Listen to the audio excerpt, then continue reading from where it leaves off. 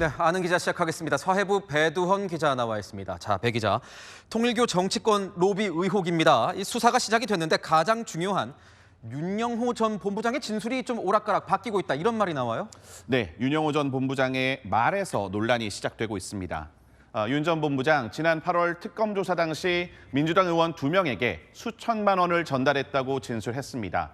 지난 5일 자신의 재판에서도 비슷한 취지로 증언을 했고요. 그런데 갑자기 10일 결심 공판에선 예고했던 추가 폭로 없이 교단 명령으로 부적법 행위가 있었다고만 했습니다.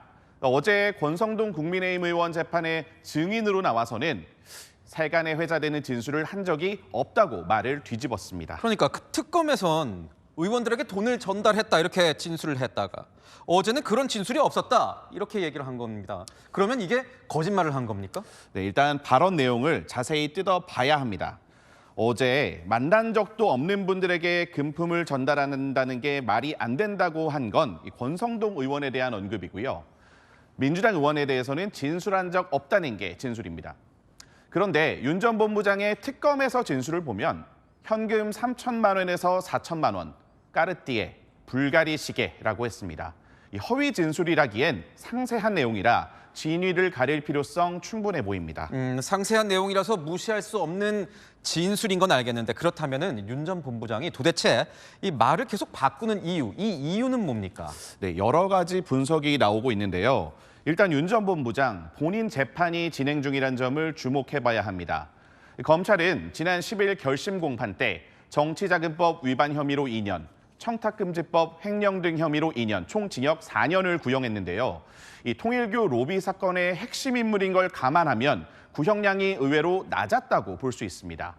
구형 전에는 폭로를 이어갈 것처럼 하다가 구형 이후엔 선고를 앞두고 입을 닫고 있는 건데요.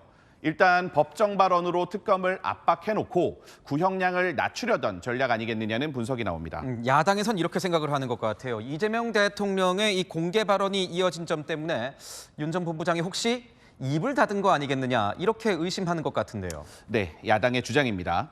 이재명 대통령 지난 2일 일본은 정치에 개입한 종교재단에 해산 명령을 했다고 언급했습니다. 윤 전 본부장 폭로가 예고됐던 결심 공판 하루 전날 국무회의에선 이 헌법과 법률을 위반하는 지탄받을 행위하면 해산시켜야 한다, 이런 발언이 이어졌죠. 그 다음 날엔 이번 의혹에 대해 엄정 수사를 지시했고 이틀 뒤인 어제 윤 전 본부장은 진술을 뒤집었습니다. 동기가 뭐건 간에 윤 전 본부장의 이 진술이 이번 수사에서 가장 중요한 부분이라는 거는 뭐 맞습니다. 이 경찰 수사에 어떤 영향이 있을 것 같습니까? 네, 수사의 영향 불가피해 보입니다. 경찰은 이미 윤 전 본부장 구치소에 찾아가 접견 조사를 했는데요. 윤 전 본부장은 내년 1월 28일 1심 선고를 앞두고 있습니다. 일단 구형량이 예상보다 낮은 상황에서 윤 전 본부장이 선고 전까진 입을 닫은 채 변수를 만들지 않을 거라는 전망이 나오는데요. 이렇게 된다면 경찰 수사가 한 달 반 정도 공전할 수 있다는 우려도 나옵니다. 결국 통일교 차원에서 정치권에 로비를 해왔다면 한학자 총재도 이 수사가 불가피해 보이는데요. 네, 윤영호 전 본부장 통일교 수건 사업 해결을 위해 금품을 제공했다면 개인 돈으로 했을 가능성 거의 없다고 봐야겠죠. 결국 윗선인 한학자 통일교 총재도 조사는 불가피할 전망입니다. 한 총재가 구속 상태여서 경찰이 구치소에 찾아가서 접견을 한다면 조사 자체는 어렵지 않게 성사될 전망입니다.